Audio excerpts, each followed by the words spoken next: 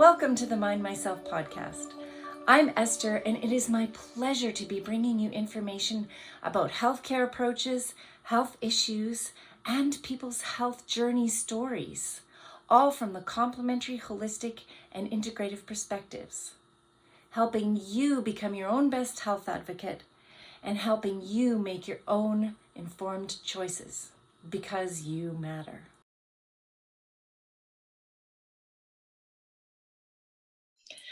Welcome to Mind Myself Conversations with E. This is our podcast, and I'm so thrilled to be sharing with you our guest today, talking about a really important subject, Maria Verdicchio. Welcome, Maria. Thank you, Esther. I'm so glad to be here. Thank you. We're glad to have you. Maybe just start us off with a little bit about who you are and your credentials and why you love doing the work you do. Well, I am an end-of-life designer, and that means I help people with their advanced care planning. I'm an educator, so I teach people about what they need to think about and consider for their end of life and for their advanced care plan. And I'm also a nature and forest therapy guide. So I offer ceremonies as well for transitions in life, not just death. And yeah, that's about it. I'll stop there. Fantastic. And what brought you to these two lines of work? And I love end of life and forest guide. How did you come to bring those two together? Oh, I've done many things throughout my life. I've spent a lot of time in nature. I've been a guide on horseback. I've been a walking tour guide in Italy. And I keep coming back to this. I keep themes throughout my life. I've been nature, whether I need to live near nature or whether I need to work with nature. And then throughout my life, there's been many deaths. In fact, starting with before I was 10 years old, my first grandfather died. And for the last 45 years, I've had many deaths throughout my life, which most of us do, especially when you live to be in your 50s and beyond. And I never quite knew how to deal with that. I was never taught how to deal with that. I didn't know where to put my emotions or even what to say to friends or family. So, putting these things together has just come naturally. I became a forest therapy guide in 2018 through the Association of Nature and Forest Therapy, because I do realize how important it is that we really get reintroduced to nature in a way that creates a meaningful experience. And it really has been scientifically proven to increase our mental and physical health. So I came to that first, and then I came to the end of life work through having a succession of deaths in my life within about 6 weeks, 3 people. One of them was a very close friend, and it was very sudden. And I just, I ended up doing her celebration of life because I just took it upon myself to do one and bring all of her friends together, some of them who had never met each other over the years. And I think it's really important to mark these occasions, not just a death, but other transitions. So this all came out of it, and I studied to become a Willow educator. And so I offer one-on-one planning with individuals and couples, but I also offer these incredible workshops, mostly online, but I'm getting back to in person. And they just help you think and consider and really put together some ideas for your own end of life. Fantastic service. And I don't think we talk about death very much. And why, from your perspective, why are humans, certainly in North America, so afraid to talk about death? Well, it comes from fear, comes from lack of control, I think. We all feel like death is just something beyond our control, and we don't have proof of what happens after death. Unless you have a faith where you really believe in something that's going to happen for you after death, Those of us who aren't, don't have a belief that belongs to a religion or a spiritual practice, it can leave us also going, well, yeah, what is going to happen? And that creates uncertainty and fear. And when we have fear, a lot of the times we want to avoid that, whatever that fear is. So, Right. And I guess loss comes into it too, because not necessarily our own, well, we're losing our own life, yes, in the end, but the loss of a loved one, definitely we're dealing with loss too. So what's involved in the work that you do? What does that actually mean? End of life planning. Give us some really practical breakdown. What does that mhm. mean? So I can help you strictly with the pragmatic side. So, which means getting all the documentation in order. There are actually legal documents. It depends where you live, they can differ. But one of those might be, who do you want to be your temporary substitute decision maker? So, should you actually become incapacitated before you die, who's going to make those decisions for you? And that needs to be done, that needs to be documented. Mm. Or it could be something like, because the other side of it is we don't realize how much will be left for our friends and family to do when we die. And at that point, your friends and family are grieving. It gets an incredibly emotional time for most people.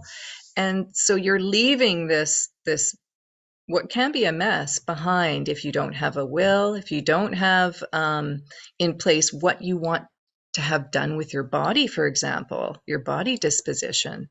If you haven't documented these things, then how will anybody know? And they'll have to make the decision, and there can be tension between family members. There can be um, with that emotion, and it can be a real mess. I've seen and heard of many stories that didn't go well, and it doesn't have to be like that.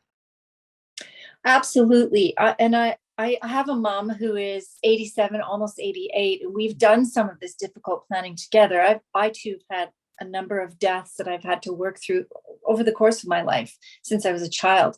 Mhm. And it is so important to bring these topics up, but it's really hard, especially as someone's aging, if they haven't spent the time thinking about this or don't see it as valuable and it's just something to be avoided.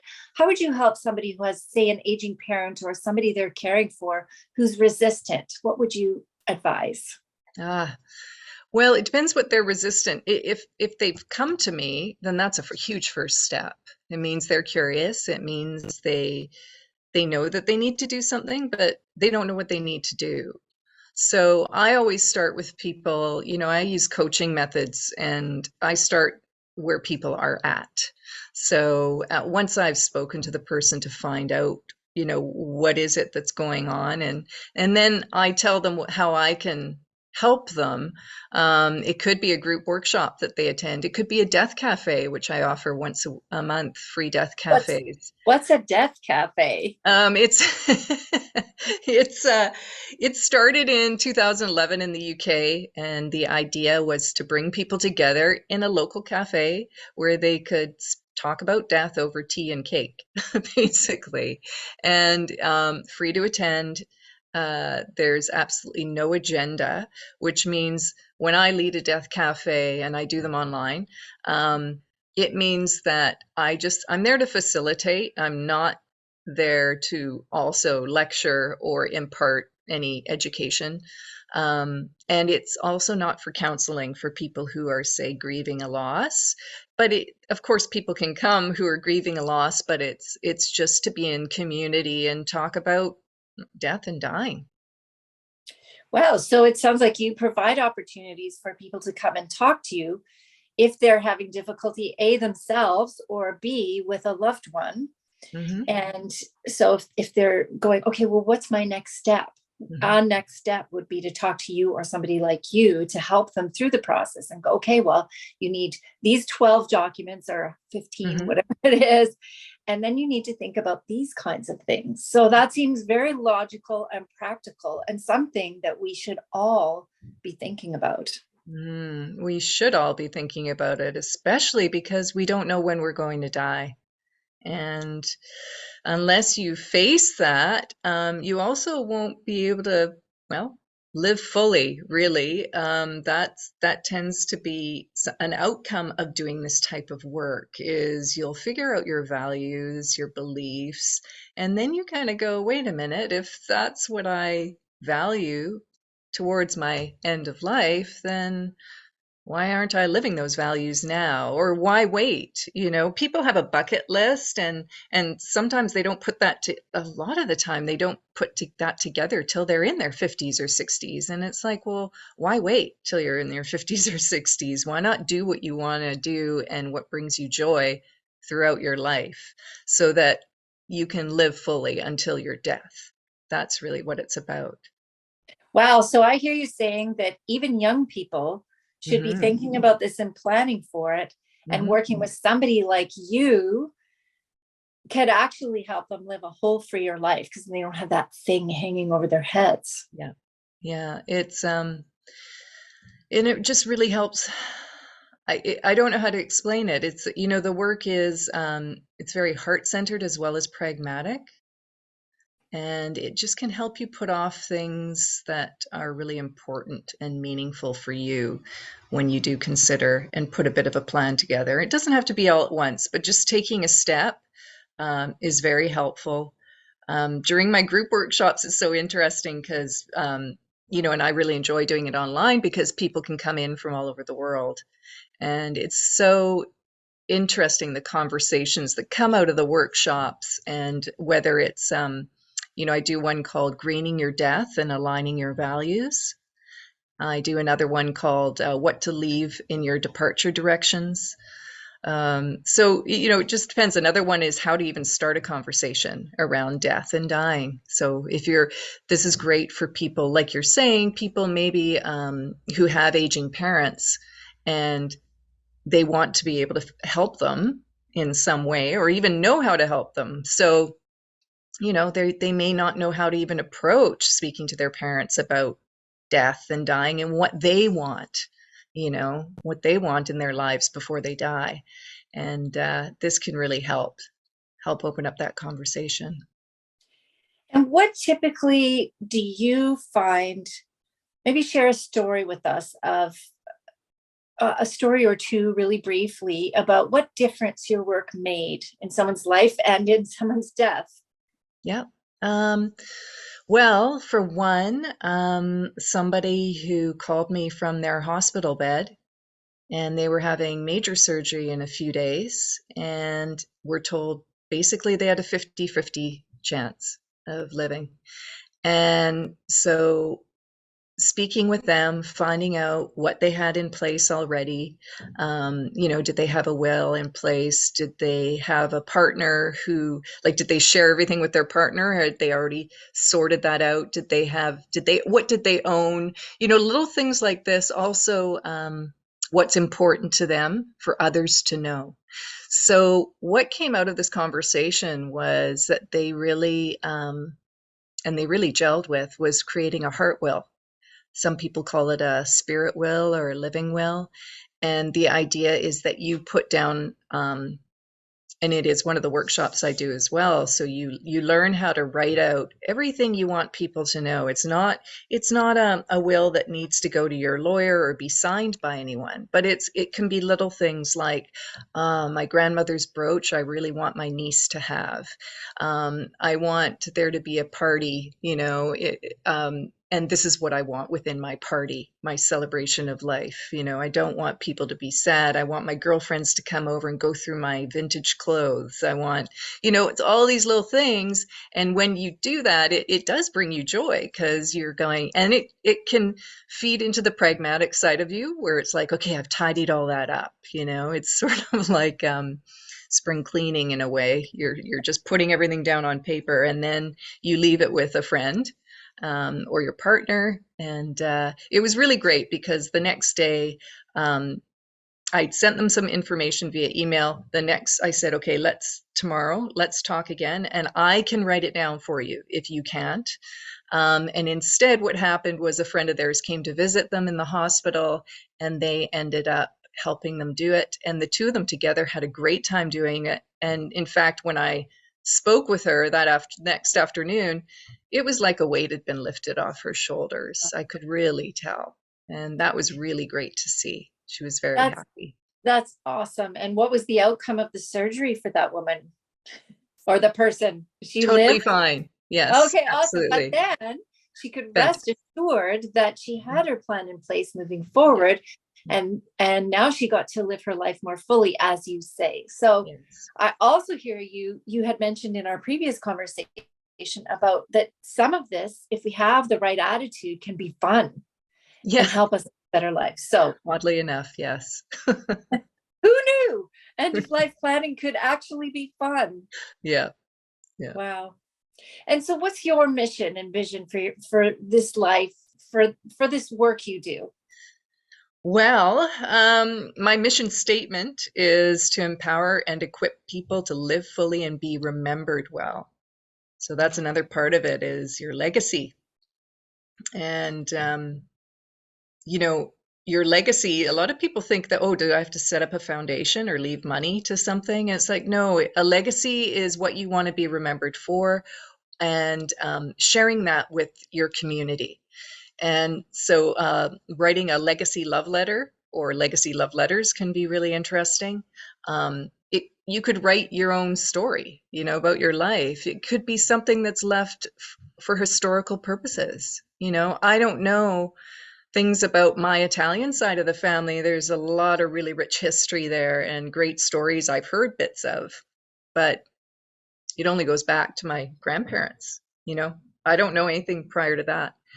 So legacy, I think, is really important to leave something of yourself as well. Well, and on that note, as we wrap up our conversation today, that's been very helpful. Two things. One, are there any offerings that you have that you haven't mentioned yet? So let's start with that one, and then I'll wrap up with the second one. Yeah, well, a few things. I mean, my services page on my website, I try to keep up to date. It'll show when my death cafes are. It'll take you to Eventbrite to see that. And it'll also take you to any group workshops that I'm offering. And then it talks about one-on-one. I recently joined a new platform, which is about legacy. And it's called Haven Legacy. And that allows people to record their information, and when they die, that information would be sent out to friends or family members or whoever they want to receive it. So that's the way you can create your legacy on a platform. And yeah, podcasts. I really enjoy doing podcasts, and I want to start doing that where I interview people in the death care industry. Fantastic. Mm-hmm. So this has been a very inspiring and practical talk about what we can do to make our end of life planning easier, better, and leave those of us who are remaining in better shape. So what would you like to leave us with today from this conversation, Maria?